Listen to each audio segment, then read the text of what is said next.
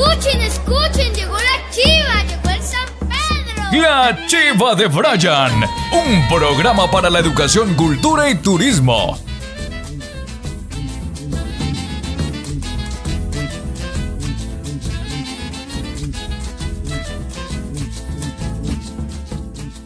Hola, ¿qué tal? Bienvenidos una vez más a La Chiva de Brian, un espacio educativo, cultural y turístico. Hoy estaremos hablando de los sectores culturales que nutren la memoria histórica del Festival Folclórico y Sanpedrino del municipio de La Plata. Debo aclarar que esta entrevista fue realizada el 29 de mayo del 2021 a la maestra Amira Molina Ramírez en el municipio de La Plata, quien nos estará hablando del sector de la danza y la música en general. Hoy es 29 de mayo del 2021. Me encuentro en la casa de la profesora y señora Amira Molina. Ella nos va a comentar un poco acerca de su gestión en la historia del Festival Folclórico y Sanpedrino del municipio de La Plata. Profesora, muy buenas tardes. Me gustaría que desde su propia voz se presente, me comente quién es usted, quién ha sido usted en el municipio de La Plata y por qué es tan importante usted dentro del marco de la historia del Festival Sanpedrino en el municipio de La Plata. Como tú bien lo dices, yo soy Amira Molina Ramírez. He vivido todo el tiempo acá en La Plata. Trabajé 43 años en el magisterio. Inicié mi trabajo en la Pedro María Ramírez y allá, como era solo de niños, empecé yo a recibir primero una niña, después 2 niñas, después 3 niñas. Entonces, por eso inmediatamente cuando se habló de la educación mixta, pues desde el secretario de Educación no dudaron en que yo debía pasar a organizar prácticamente lo que se llamó Concentración Escolar Misael Pastrana Borrero. Ahí ya tuve la oportunidad de trabajar con niñas y con niños. Era lo que siempre me había cuestionado. Dentro de esa política, podría yo llamar, que tuve en la Pedro María Ramírez, pues fui fomentando parte de este engranaje llamado folclore. Allí con las niñas que recibí organicé un grupito de danzas y pues todavía lo recordamos con mucho cariño. La semana pasada estuvieron aquí las niñas Obando, las hijas del maestro Obando, ya haciendo reminiscencias porque ellas fueron estudiantes de la Pedro María y se acordaban de los bailes que montábamos allá. Profe, es bonito escuchar cuando empezamos desde la educación a influenciar en la sociedad y cómo a partir de la misma iniciativa del sector educativo empieza también a fomentarse el folclore. En este caso, pues las danzas. Es curioso escuchar que las hermanas Obando todavía tienen sus recuerdos. Me gustaría que nos contara qué tipo de danzas se hacían en esa época desde la institución educativa. Bueno, allá en la Pedro María, pues a mí me parecía muy fácil montar cumbias. Entonces por ahí fue donde empezamos. Pero ya en la institución o en la escuela Misael Pastrana Borrero, Concentración Escolar Misael Pastrana Borrero, con la profesora Alieda Ibatá, hija de don Carlos Ibatá, con Milton René Lozada, que trabajaba en la alcaldía, con Sofanor Argüello, pues formamos como un grupito y fuimos montando el pasillo, que el bunde tolimense, que el sanjuanero, bueno, no recuerdo exactamente, la guabina también, pero nosotros sí llegamos a conformar un grupo de estudiantes y concursamos, ganamos concursos, pero lo maravilloso es que los estudiantes, los exalumnos, lo recuerdan a uno como que uno quedó marcado con eso, ¿no? Me ven y me dicen, ¡ay, la profesora que me enseñó a bailar de San Juanero! ¡Ay, la profesora! Entonces, son satisfacciones muy grandes. Eso lo hice pues cuando era maestra, porque yo tenía una jornada y por la tarde aquí en este espacio, con la bendición de mi mamá, eran las clases de danza. En este espacio. En ese espacio. Desocupamos ese corredor y ahí eran las clases de danza.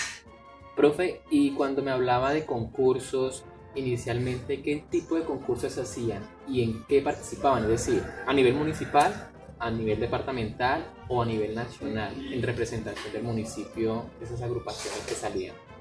Bueno, Brian, pues a nivel institucional inicialmente.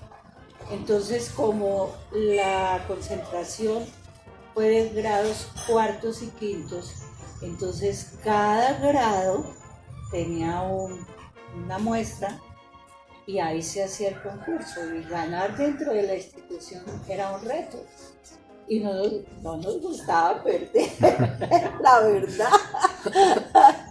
Después ya se hizo a nivel municipal. Yo tendría un referente dentro de los alcaldes que motivaron los encuentros culturales. Destaco al doctor Ramiro Paredes. El doctor Ramiro Paredes trabajó arduamente por la parte cultural en el municipio y nuestros encuentros eran en la Casa de la Cultura. ¿Estamos hablando de qué año, profe? A ver, Ramiro estaría 2006. Como 2003 hasta el 2006, sí, más o menos. Y me alcanzo a acordar también de la administración de... Sí, y pues ahí no era solamente, ahí sí no era por concurso, era la participación de las instituciones y no solamente de baile, sino fonomímica, poesía. Ahí se impulsaba, eran los encuentros culturales interinstitucionales, Sí, por decirlo así, sí. del municipio de La Plata. Ajá. Ahora, por ejemplo, cuando la organización de la Casa de la Cultura, pues el alcalde era el doctor Cándido Herrera y la secretaria de Cultura era la doctora Sonia Margarita de Quimbaya, y allí ella también trabajó mucho. Nosotros teníamos la costumbre en la Pastrana, en la concentración, organizamos el San Pedrito estudiantil, pero lo hacíamos ahí dentro de las cuatro paredes. Los padres de familia nos convencieron que nos proyectáramos hacia afuera y lo hicimos. Entonces ya al año siguiente estuvo el San Sebastián, también hacía su actividad, y después que Colegio Marillar. Entonces, cuando el doctor Cándido y la doctora Sonia Margarita, ellos organizaron el reinado o el estudiantil. Yo creo que de los desfiles más hermosos y más significativos era ese. Que todos esperaban acá en el pueblo. Claro, la lástima era que nunca la veían los turistas, nunca, porque eso se hacía mucho antes de que en realidad se celebrara el San Pedro. No se hacía dentro del marco de la festividad. No, porque se hacía, era lo último que se hacía, ya empezábamos las vacaciones de junio. Entonces todo el esfuerzo de las instituciones, la creatividad de los maestros, la colaboración permanente de los padres de familia, el entusiasmo de los estudiantes, porque su carroza, su comparsa fuera la mejor.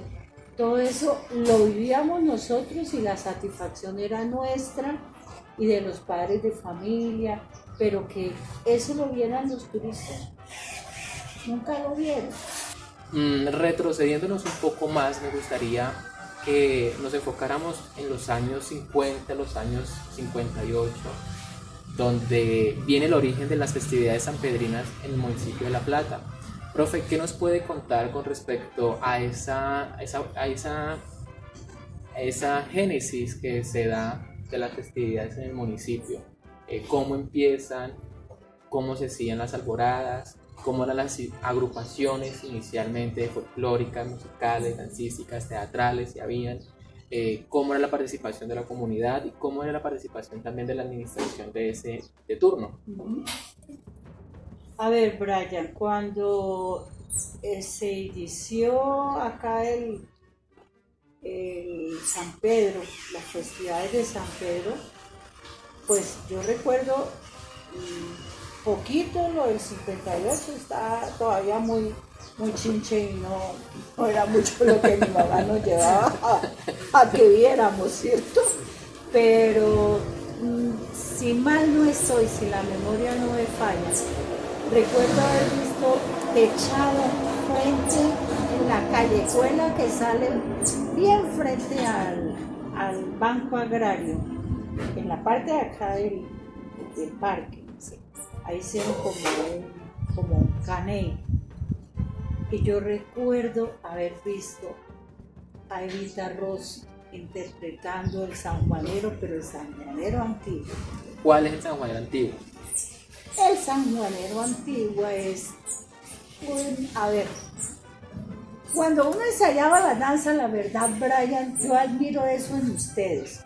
A usted les ha dado por aruñar, escudriñar, buscar, y eso es muy bonito, porque la historia definitivamente no se debe dejar perder. Nosotros enseñábamos el sanjuanero, pero nunca sabíamos de dónde venía ni por qué. Después, con el correr de los años, uno dice, bueno, y no haberle enseñado esto a los chicos, mira, vamos a hacer esto, que lo hacían en el África, o que de pronto surgió aquí. Dicen que el primer sanjuanero se bailó fue en Gigante, cuando don Anselmo Durán Plazas compuso el sanjuanero. Entonces dice que en una actividad como para hacerle honor o agradar al alcalde que había en ese tiempo, es que allá le tocó la banda y toda la gente estaba muy feliz, porque el sanjuanero es que yo no sé qué tiene, a uno le baila todo por acá, ¿cierto?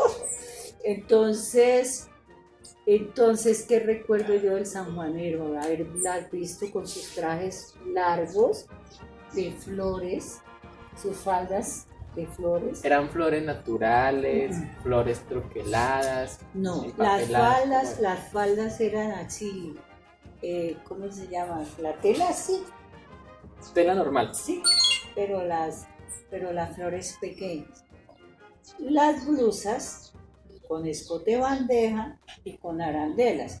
Esas más o menos se conservan su escote bandeja, su encaje, pero las de ellas eran 3/4. Y la alegría, ¿no?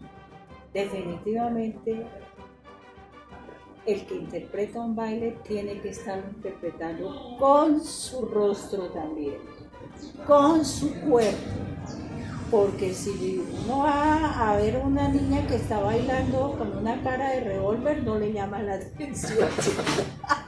Entonces todo influye. Recuerdo haber visto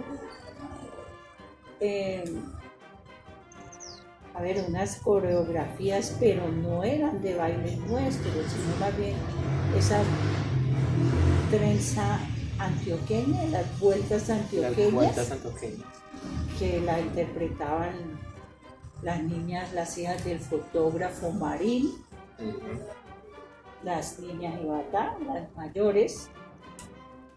No me acuerdo mucho, sí. Sí, y después, cuando ya surgió ya se creó, se organizó la banda de los borrachos, las alboradas eran muy familiares. Uno sabía que tipo 4:30, 5, mejor dicho, de 4:30 en adelante no sabía, era el turno. Llegaban a golpear y ya mi mamá estaba lista con sus platicos de asado, su aguardiente, y a darle trago a doña Anastasia. Sí, y era una dicha. ¿Qué significado tiene la alborada dentro de la cultura del municipio de La Plata? Despertar a la gente con alegría, decirle que estamos de fiesta, que es nuestra fiesta. Y eso lo hacía la banda de los borrachos de casa en casa. Eso era... Yo no me explico, por eso terminaban borrachos. Eso no era explicación. Sí. Decimos que es una fiesta de nosotros. ¿En qué momento se da la connotación de que el San Juan y San Pedro son fiestas de nosotros? Pero, ¿en qué momento la adoptamos? ¿De dónde surge? Pues mira, según las anécdotas escuchadas, pues, no solamente en la familia, sino en amigos de la familia, era la actividad que se organizaba en los campos. El patrón le celebraba la fiesta de San Juan a sus trabajadores, a sus obreros.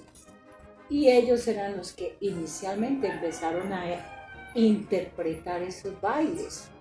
Entonces, yo pienso que de ahí se pegó, de ver que los campesinos estaban haciendo eso, bailando. Entonces, no sé si esté equivocada, ¿no? No, me causa curiosidad y me causa risa, no risa de burlarme, sino que me recuerda a una obra que yo leí, entre las muchas que he leído, que se llama La señorita Julia, de August Strindberg. Y él habla precisamente de la hija del patrón, del dueño de la hacienda, y él se va una noche y los empleados están celebrando su día, que es San Juan, y la hija, que es del dueño de la finca, se enamora del empleado, del siervo, y cómo ella se mete pues, en todo un argumento histórico, un conflicto ahí de la obra entre el sirviente y ella, y sale el ambiente folclórico de San Juan. Sí. Entonces, dentro de la historia decimos que somos colonizados por los españoles. Entonces, San Juan y San Pedro son fiestas europeas que llegan acá por medio pues, de los españoles y de la conquista. Y uno en la literatura también la hace referencia. Entonces usted me habla ahorita de las fiestas que el patrón le celebraba a los empleados de las fincas. Entonces efectivamente era una fiesta, podemos decir que era una tradición europea. Estamos muy permeados por los europeos. Sí. Si lo hace referencia en una obra del siglo XIX, ¿sí? Europea, de August Strindberg, señorita Julia, se hace referencia. Ya se estaba viviendo acá, porque ya habíamos pasado el proceso de colonización. Claro. Entonces ya estamos aquí colonizados con sus festividades. Bueno, y eso surge en la parte rural, tengo entendido, San Juan, y San Pedro llega acá gracias a que, bueno, se le celebra en las fincas a los empleados. Venga, celebremos nosotros, la gente del pueblo, la gente de bien, nuestras festividades, y empieza toda esta forma de holgorio y de compartir entre familias, porque me imagino que en esa época éramos muy pocos en esta zona que habitábamos. En vista de eso, ¿qué pasó con la época de la violencia en Colombia? A ver, en la época de la violencia, según los referentes que uno tiene, fue muy delicada la situación, porque los dos partidos políticos, liberal y conservador, no se podían ver los unos a los otros. Y hay anécdotas o hay historias muy crueles en donde prácticamente era acabarse, a matar al contrario. Una anécdota de aquí del municipio, en la época de la violencia. Estaban los liberales y los conservadores en el pueblo. Sí, claro que Había estaba. persecución. Había persecución. ¿No había fiesta en esa época? No. No me acuerdo porque pero a ver, en lo que contaban mis tíos, Rufino, Ramírez, Víctor Francisco, Alfredo, mi mamá. La situación fue tan complicada, que de verdad que uno estaba en la escuela y a uno le preguntaba, ¿y con quién anda? No, pues con una, no, con ella no me meta porque ella sí es fulana y ese es llorando. Estando uno chico. Ustedes eran conservadores. Sí. Entonces, y resulta que yo digo, gracias a Dios, que eso se limó. Porque uno dentro del grupo de amigos y de amigas que uno ha querido y que quiere con el corazón, es gente de cuna muy liberal, muy liberales. Hablemos aquí de las hijas de Don Carlos y Gata, de Tulita y Ariel, que fueron mis compañeras de trabajo, pero nosotros empezamos a ser amigas a raíz de los ensayos de la banda de los Borrachos.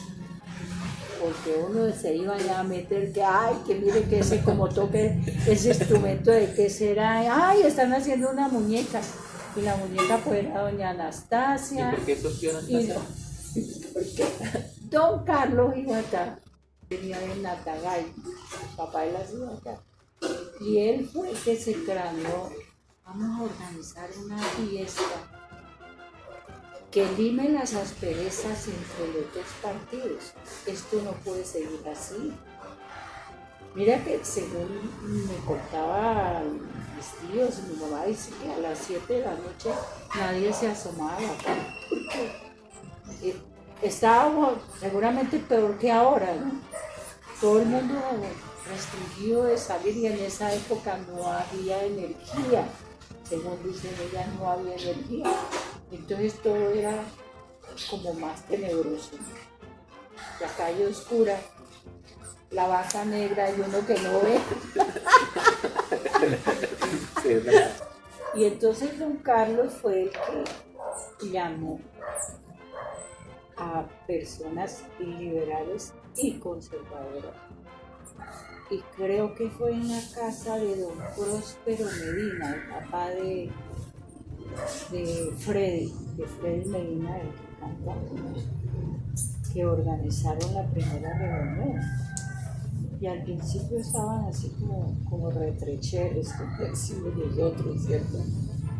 Pero las cosas se fueron dando y la organización de la banda de los Borrachos fue, es que no es solamente la parte folclórica de ellos, sino como el objetivo que tuvo, que es de agradecimiento perenne para los gestores, porque con eso se logró que la comunidad de La Plata no siguiera destruyéndose los unos a los otros, sino que todos tuvieran como un mismo horizonte.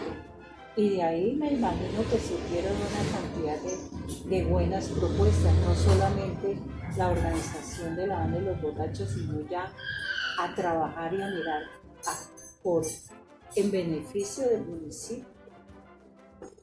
Claro. Pero bueno, entonces la muñeca surge como pretexto para... La muñeca, yo no sé, Don Carlos, de dónde se la inventó, seguro la copió de allá de Natagay. Pero es que llamaba la atención porque era una muñeca muy grande, y el objetivo era llevarla que echaran traje.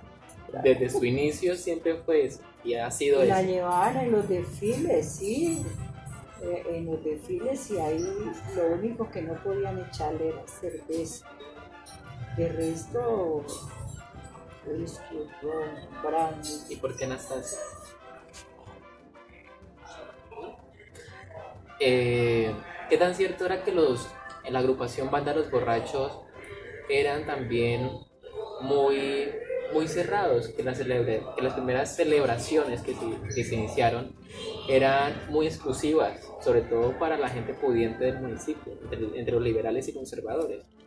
Que la gente, digamos, del pueblo, de hecho, si acaso escuchaban tocar dentro de los lugares que ellos solían encontrarse.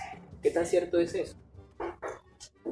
Brian, pues no sé, yo no podría darte una respuesta como real sobre eso porque yo siempre he visto a la banda de los borrachos interactuar dentro del ámbito comunal, que visitaran algunas casas. Eso sí, yo no sé qué tantas casas visitarían ni la de quiénes, ¿cierto?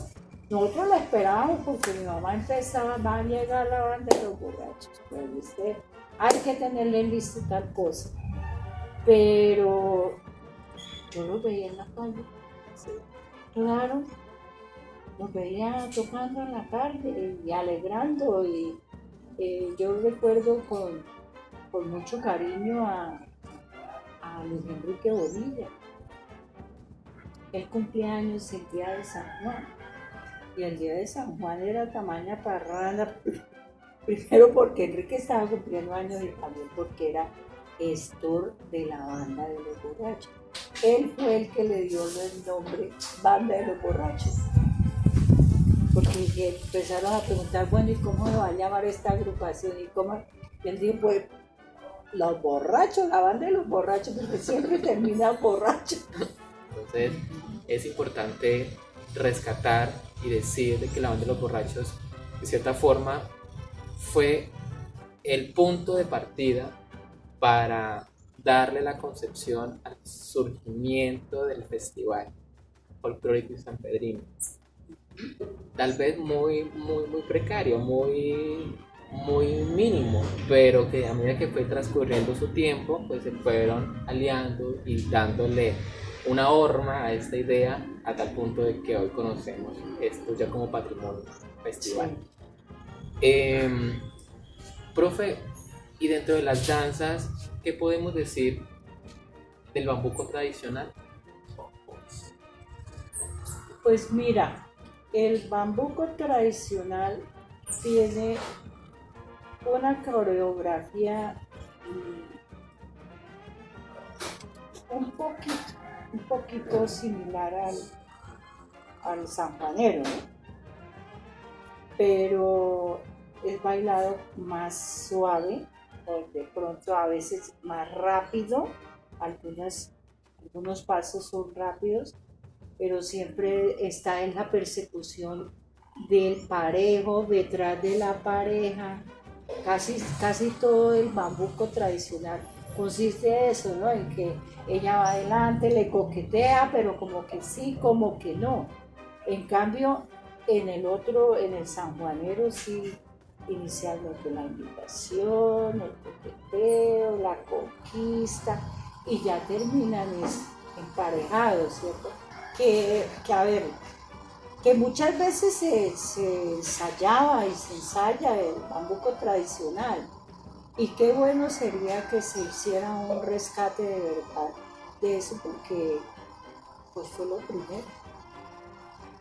Eso era lo que bailaban los campesinos, ese era, no el sanjuanero huilense como tal, sino era el bambuco tradicional, dar esa parte. Yo recuerdo a Alfredo Gómez. Él,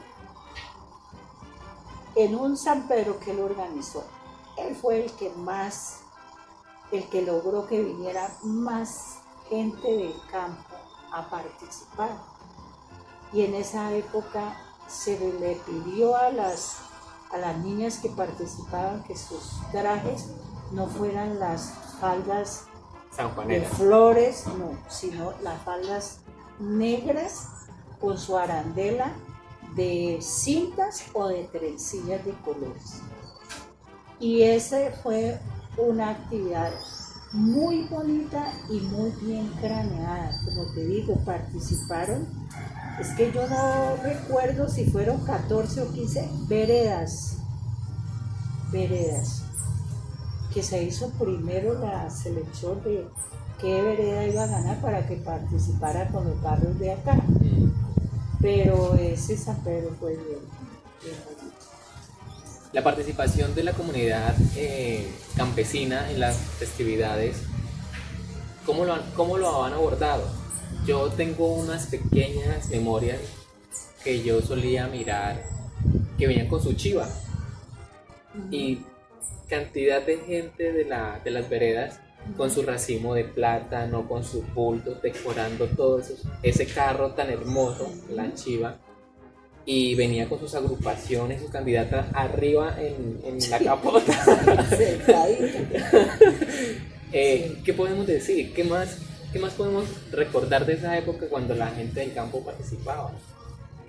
A ver, pues a mí se me hace que ellos son nuestros campesinos a quienes le debemos esta vida y la otra. Si ellos no existieran, Dios mío, ¿qué sería de los urbanos, ¿no? Claro. Entonces es muy, muy importante que ellos estén, no solamente que estén, que participen y que disfruten de la actividad sanpedrina, de las festividades. Usted como docente y como gestora del municipio, ¿considera que estamos fallando en ese aporte o ese reconocimiento al campesino en el municipio de La Plata? Pues mira que lo que yo creo, Brian, es que el municipio se subdividió mucho, ¿no? Porque, a ver, en el sector rural existían más o menos 35 veredas. Ahora tenemos más de 100. ¿Verdad? Claro. Bueno, y dentro entonces a lo que vamos es que hay que darle protagonismo al campesino, a la fiesta de San Juan, traerlas de cierta forma al municipio para mostrar esos procesos que ellos hacen, abrirles su espacio y que de esta forma interactúen y que logren mostrar su alegría, su folclorio en el espacio del municipio. Sería muy bonito y muy acertado esa sugerencia, esa propuesta dentro de las administraciones, que el sector campesino dentro de las fiestas de San Juan, pues que tengan su espacio acá para que muestren también y organicen su propio San Juan. Sí. Sobre todo que ellos son muy creativos. Ellos hacen unas carrozas, lo que tú decías, muy bonitas, muy dicientes. Ahora, últimamente yo he notado que ya ni los barrios participan. ¿Por qué cree que pasa eso? Brian, yo pienso que estas cosas redundan en la falta de incentivos económicos. Porque no es fácil para una junta de un barrio empezar a trabajar con las suyas. Tú sabes que quien se mete a participar quiere siempre pues mostrar lo mejor, lo de mejor calidad, que su carroza sea bien bonita, que su niña salga muy bien presentada.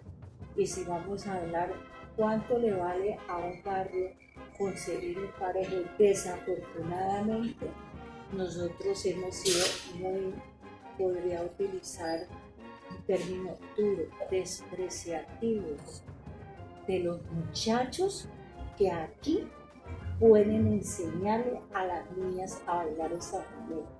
Siempre las juntas, y yo he estado en esas juntas de barrio pensando en que venga Chacatán, que venga don no sé dónde, en Neiva. ¿Cuánto cobraban en ese tiempo? En ese tiempo, ¿verdad? Entonces eso le acarreaba al barrio una cantidad de plata. Entonces yo siempre dije que el Instituto de Cultura debía formar los parejos acá en el municipio. Y ya nunca estaba de acuerdo que las niñas tengan que ir a bailar a Neiva con parejos de Neiva. ¿Por qué?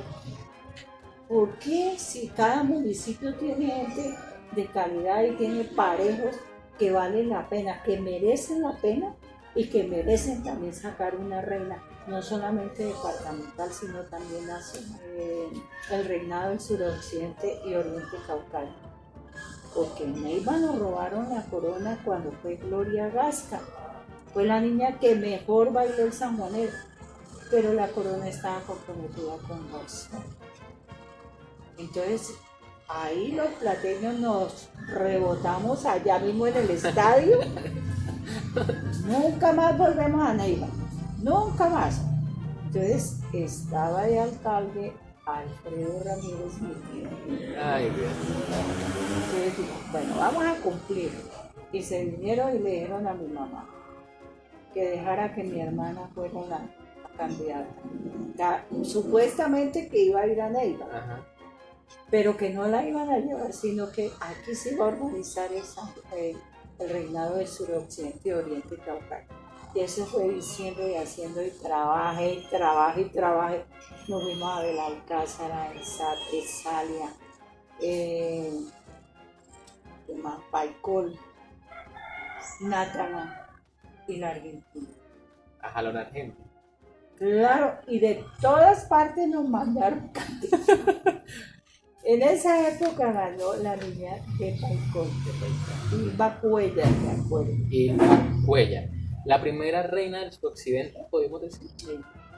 ¿Y esa iniciativa en qué año surgió? La estoy corchando. Me corchaste. Uy, yo me acuerdo que año sería. Tengo entendido que por ahí en el 71, 72. Más o menos, Brian. Sí. Entonces, la iniciativa de ese reinado del suroccidente se da gracias a su tío, que era A alcalde, Alfredo, a Mariela, la esposa Mariela Castro de Ramírez, a una señora Margarita de Ortiz. Margarita Ortiz, Ella es de Insá, era o es de Insá, pero casada con un plateño. ¿A quién más te digo? Dios mío, no me acuerdo. A la reina que había perdido en Neiva, a Gloria Gasca. Con Gloria Gasca abrimos ese reinado. Ella Sí, entregaba corona del municipio. Ella entregaba corona y entonces ella, pues era buena que primero. Ay, Dios mío. Es que eso es bien. Yo digo, lástima, Brian, que en ese tiempo se hacían las reuniones para organizar el saber. Pero no se escribía. Bueno, con Gloria Gasca surge esta idea, esta iniciativa del alcalde, Sí. de su tío. ¿Me recuerda el nombre? Alfredo Ramírez Ramírez Gasca. Gasca. Bueno, ¿tenía que ver algo con Gloria? ¿No? ¿Por el Gasca, no? No. Bueno, entonces en vista de eso, que la corona se perdió, no la robaron literalmente en Neiva, se da el surgimiento de la idea del reinado del suroccidente y oriente caucano en los 70. Ujú. La primera candidata, ¿sí?, que ganó, la primera candidata que fue a ese reinado fue La de acá. la de acá, Miriam Molina Ramírez. que es hermana. Mi hermana.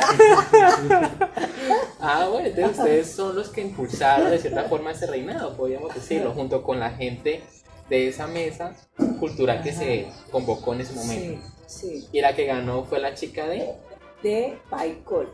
Paicol. Y Bacuella. Bien, interesante toda esta anécdota que nos cuenta la profesora Mira Molina. Siento que hemos llegado al origen de grandes eventos importantes aquí en el municipio. Gracias, profe, nuevamente por abrirnos su espacio. Eso es muy importante para las futuras generaciones. Profe, ¿cómo se considera usted dentro de los aportes que usted hizo y su familia a la festividad? ¿Qué nos puede decir?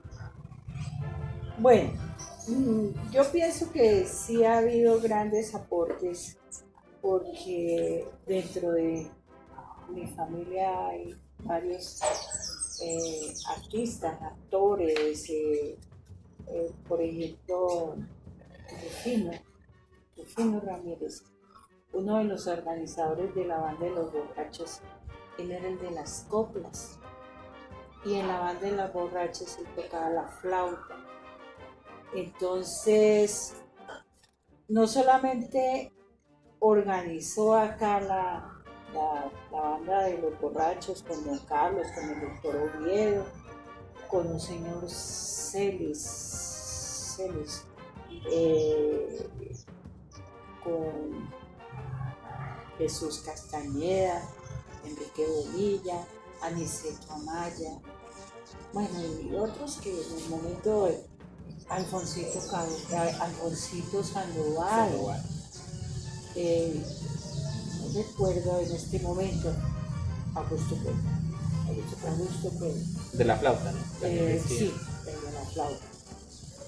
Después llegaron otros personajes inolvidables dentro de la banda de los borrachos, Miguel Lirio Nieto, Fernando Sandoval. Bueno, entonces Rufino era el de las coplas y tocaba la flauta. Y él elaboraba el testamento de Pericles. ¿Quién es Pericles? Cuéntanos Pericles la es historia. un muñeco parecido a Anastasia. O sea, pues era un muñeco no parecido, no contrario, porque Anastasia era grande, gorda, para poderle echar ahí trago, ¿cierto? Sí. En cambio, Pericles era flaco. Y la última noche de festividades quemaban a Itapuro o Pericles. No. Entonces se leía el testamento. Y el testamento recopilaba las cosas más chistosas de personajes Emblemáticos. Sí, del municipio. Entonces eso era para risa y eso llegaba el momento en que uno decía, ay, van a leer el testamento que nos van a meter a... Como que dice, sacar los chiros al sol. Exacto, Ay, Dios. exacto.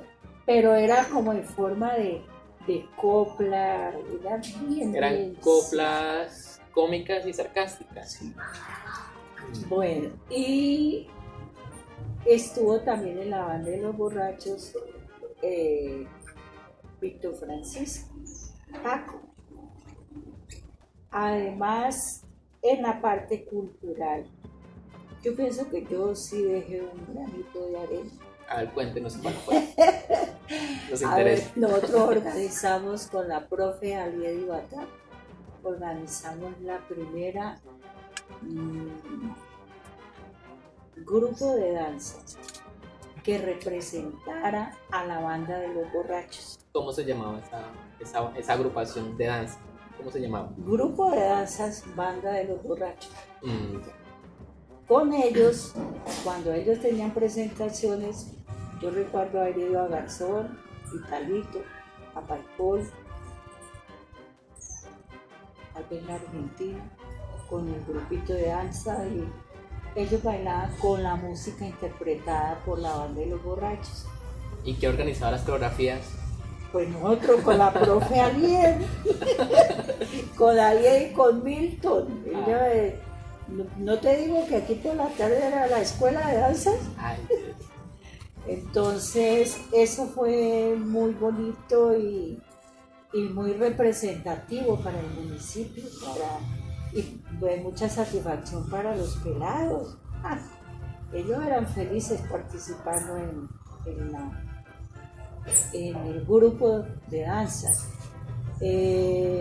También de parte de la escuela de la concentración Pastrana, pues nosotros tratábamos siempre con nuestro grupito de hacer nuestra presentación cuando se iniciaba la fiesta de San Pedro, que no estábamos ya estudiando, pero como los teníamos así tan entusiasmados, no era no decirle, bueno, vamos a seguir ensayando todos estos días porque nos vamos a presentar. Ellos muy responsablemente. ahí sí, ahí estaban.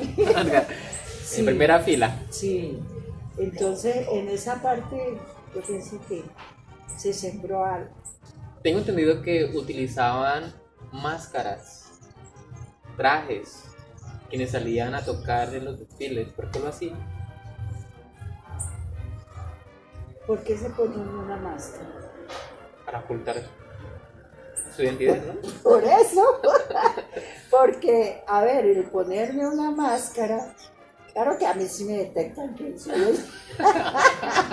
En serio, yo pienso que la persona se pone una máscara porque eso le permite actuar con lo que tiene adentro.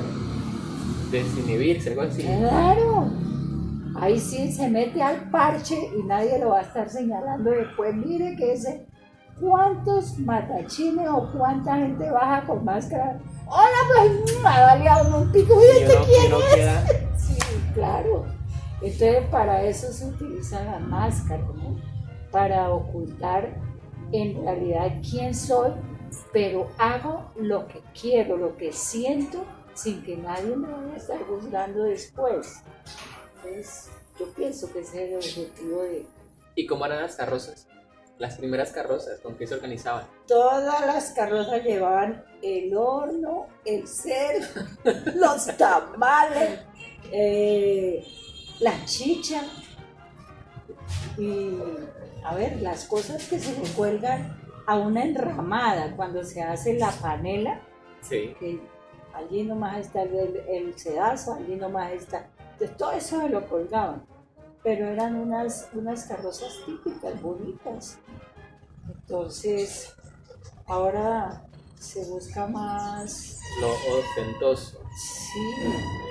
Entre más grande, mejor. Y de pronto pueden tener alusión a algunas, por ejemplo, que montaron el tiple o la guitarra o las maracas o el rabo de gallo, el sombrero, en fin.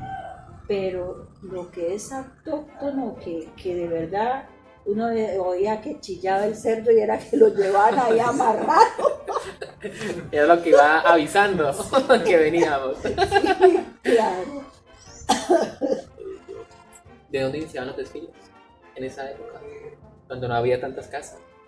Todos eran de allá del hospital. Siempre. De allá. Ese ha sido el punto de partida. Siempre ese era el punto de partida. Ya después yo empecé a notar que salían unos de las Américas o a veces de acá de la Libertad, y eso me pareció bien, porque como antes, como tú dices, el pueblo no era tan grande, entonces porque se saliera de allá del hospital y se recorría por la cesta y más o menos ya se sabía cuál era, porque no eran. Yo recuerdo todavía cuando éramos 4 barrios. ¿Cuáles Mamá. eran? San Sebastián. Okay. San Sebastián. García Rovira, donde está la Pastrana. Okay. La Pola, donde está Doña Tulia de Ubajoa. Okay. Y Páez, que es el que queda antes de llegar al Pomo. Ya después empezaron que las quintas, que el jardín, que ¿cuál otra? San Rafael, que se creció altísimo, El Altico. el Altico. Profe, ¿y el escudo folclórico? ¿Qué anécdota tiene de ese escudo? Ese escudo folclórico lo hizo Schneider, ¿cierto? La verdad, no Sí. tengo conocimiento. Y se hizo un concurso para elegir el escudo, y eso fue en la administración del doctor Cándido Herrera. ¿En qué año más o menos? Él estuvo del 98 al 2000. Okay. ¿Qué pasa con Gloria Medina? Gloria Medina Llangos, Sí. ¿sí? Gloria Medina o la que fue candidata, que fue reina también. Hay una anécdota detrás de ella. Gloria Medina fue la candidata del barrio San Sebastián. Centro. Sí, claro. Ella ganó en ese año, ganó el reinado, ¿cierto? Se le llevó a Garzón y ganó el reinado en la región. Se le llevó a Neiva y fue la reina de Cartagena. Y no se ganó el nacional porque Neiva dijeron que pues sí, dárselo a la casa pues, pero fue una representante muy querida, y ella hace 3 o 4 años, ella se radicó en Estados Unidos, hace 4 años vino y yo de casualidad me pude hablar con ella. Y como a los 3 o 4 meses de haberse regresado, se me pareció